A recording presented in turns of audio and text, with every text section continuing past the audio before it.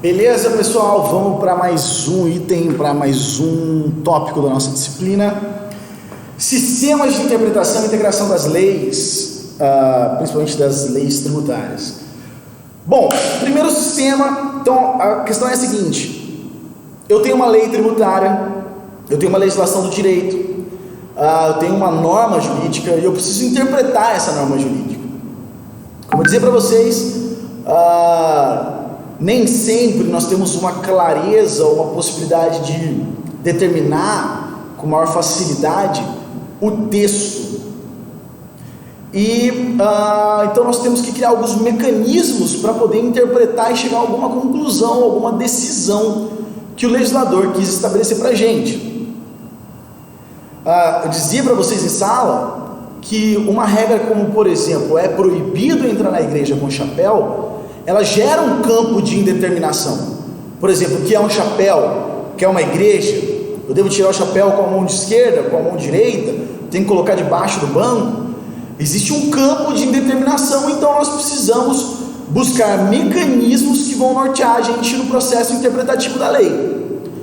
Então, o tópico agora é interpretação, sistemas de interpretação da legislação e principalmente da legislação tributária. Bom, o primeiro mecanismo é um mecanismo clássico no direito, chamado sistema de interpretação literal, ou gramatical, ou semântico. E ele vai dizer o seguinte: eu tenho que me ater exclusivamente ao que está constando na lei. Então, se veio a legislação e determinou que eu tenho que pagar imposto de renda nas hipóteses de acréscimo patrimonial, vamos imaginar de forma hipotética que o legislador tivesse colocado exclusivamente que teria acréscimo patrimonial somente quando eu tivesse pagamento em dinheiro.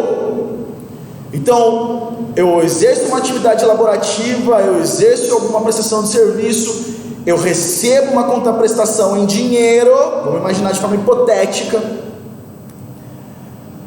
Nessa situação, eu só poderia incidir imposto de renda se eu tivesse ganhando, aumentando o meu patrimônio, se eu estivesse recebendo dinheiro.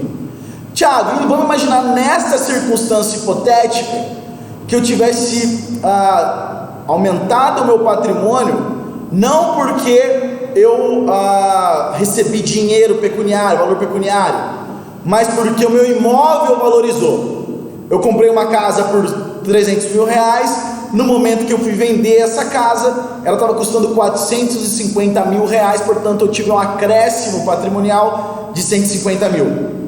Bom, se por acaso no texto da lei estivesse falando exclusivamente acréscimo pecuniário em contraprestação, então valores pecuniários, valores em dinheiro, eu não poderia de fato incidir o imposto de renda por conta desse acréscimo patrimonial, por conta de valorização do imóvel. Entenderam o que eu estou dizendo? Eu tenho que me ater ao texto da lei, eu tenho que me ater ao texto da legislação. Vou pegar um outro exemplo aqui, vamos pegar o exemplo do Código do Direito Penal.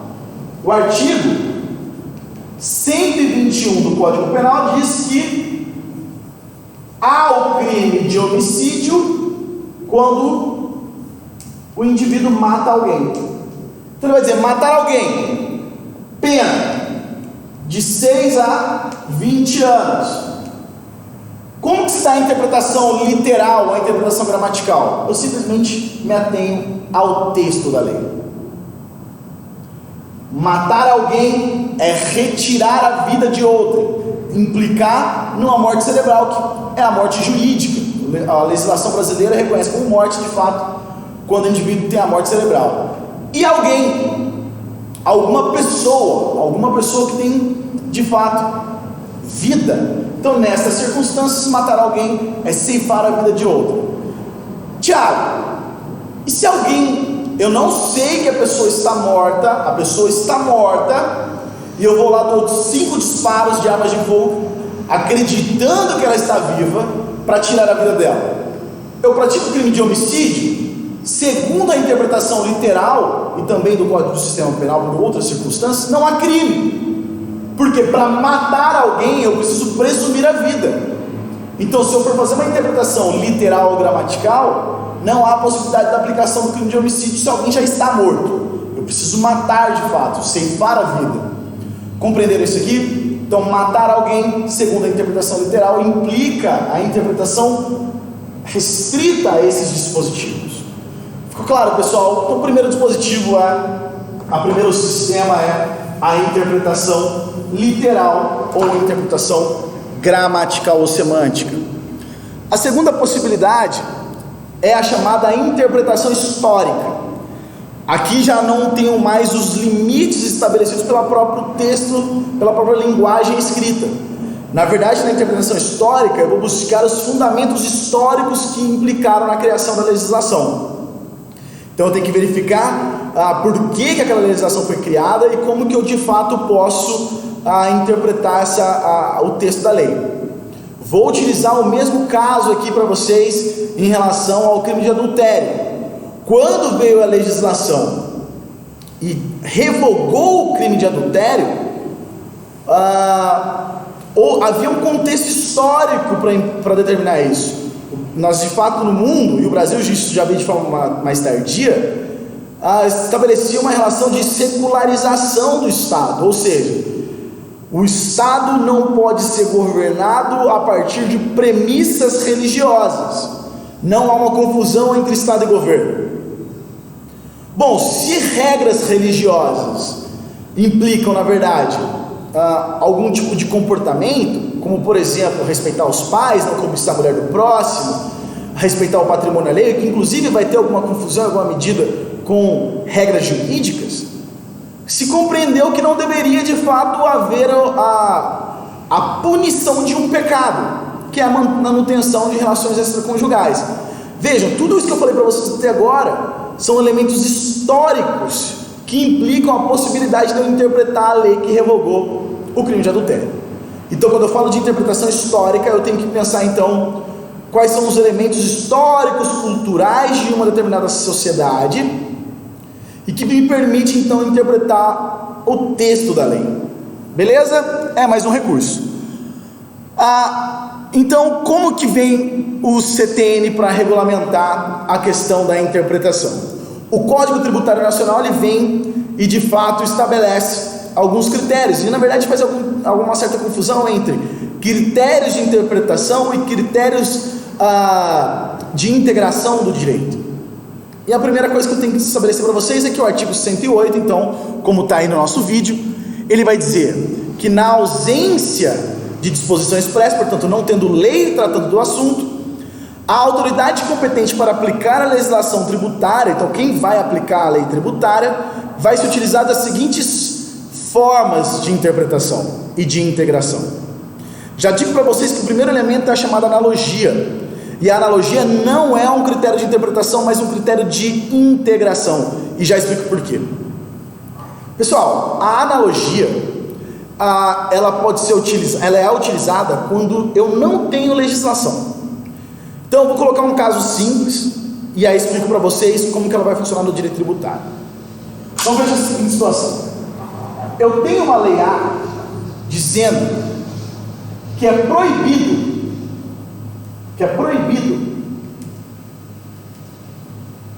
andar de motocicleta, de moto, no parque.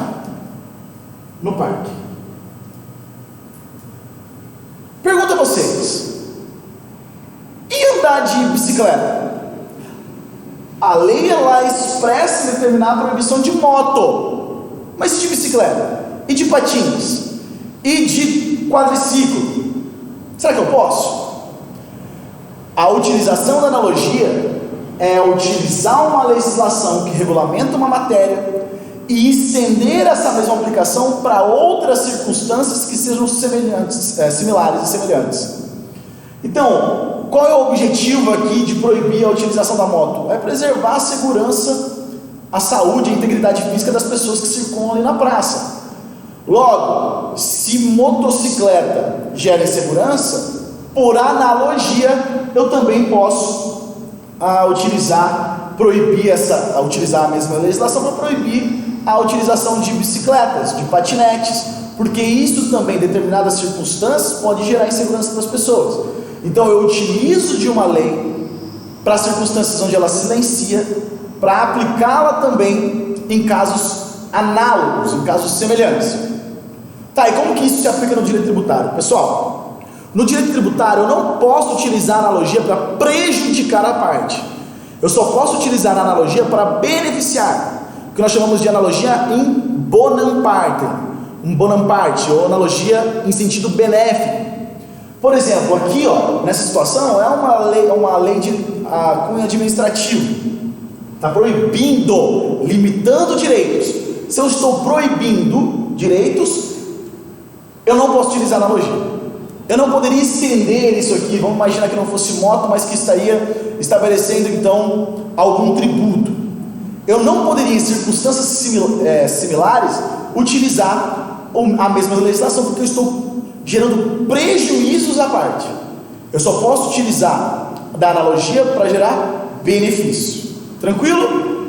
Maravilha. A próxima possibilidade são os chamados princípios gerais do direito. Então, a analogia e depois princípios gerais do direito. Bom, pessoal, princípios gerais do direito tributário e princípios gerais do direito público, eles estão muito próximos. Os princípios do direito tributário são princípios do direito público. Eu vou citar, por exemplo, aqui um exemplo de um princípio geral do direito tributário. São princípios que não são necessariamente princípios que estão escritos na lei, mas que fazem parte do dia a dia do agente do direito, daqueles agentes do direito que atuam no direito tributário e também dos tribunais. Um princípio geral do direito é o seguinte, nenhum indivíduo ele pode se aproveitar, se apropriar de uma conduta que ele tenha praticado que seja ilícita.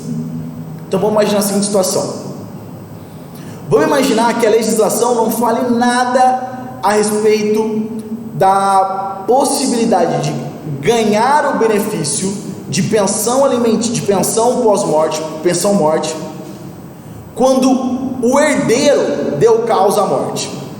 Então vamos imaginar o seguinte: João, ele tem seu pai e sua mãe, e os dois são servidores públicos, aposentados. O João mata seu pai e sua mãe, e ele entra posteriormente com um pedido para recebimento da pensão por conta da morte dos seus pais. Veja, quem que deu causa à morte dos pais? Foi o próprio João. Então o João ele não pode se apropriar de uma prática, de um ato ilícito. Ele não pode se beneficiar das consequências da prática de um ato ilícito. Compreendem isso aqui? Então, na verdade, princípios gerais são regras normativas que não são necessariamente escritas e que implicam algum tipo de comportamento. Esse exemplo é um exemplo clássico do direito, que ninguém pode se aproveitar de um comportamento ilícito, ninguém pode se aproveitar de um comportamento ilícito que ele próprio tenha dado causa. Então, primeira hipótese, analogia; segunda hipótese, aplicação de princípios gerais do direito. E finalmente, a chamada equidade. A equidade, o magistrado, o juiz, no momento em que ele vai verificar a aplicação de uma legislação tributária, ele pode pegar casos semelhantes e estender esse resultado. Se eu não tenho a possibilidade de aplicação da legislação, se eu não tenho a possibilidade de aplicação da analogia, se eu não posso aplicar os princípios gerais do direito, o juiz ele vai por um certo critério de razoabilidade. Então, havendo uma certa razoabilidade para beneficiar as partes, o juiz ele acaba aplicando então o critério da equidade. Beleza, pessoal? Então, todo esse conteúdo é um conteúdo que está lá à disposição de vocês. Aqui também os parágrafos vão dizer que a analogia ela não pode resultar em exigência de um novo tributo não previsto na legislação. A equidade ela não pode implicar em dispensa do pagamento de tributo, entre outras regras. O nosso conteúdo, o nosso material em sala que eu disponibilizei para vocês no WhatsApp, que está lá também na plataforma Moodle, destrincha todo esse conteúdo. Nós não temos muito tempo para poder trabalhar de uma forma muito mais aprofundada, mas o material que eu deixei à disposição para vocês vai trabalhar bastante esse conteúdo. estudem, façam leitura lá, e depois eu vou deixar algumas questões lá no Moodle, beleza? Qualquer coisa, pessoal, manda mensagem lá no grupo, eu estou à disposição para poder responder. Fique com Deus e até o próximo vídeo.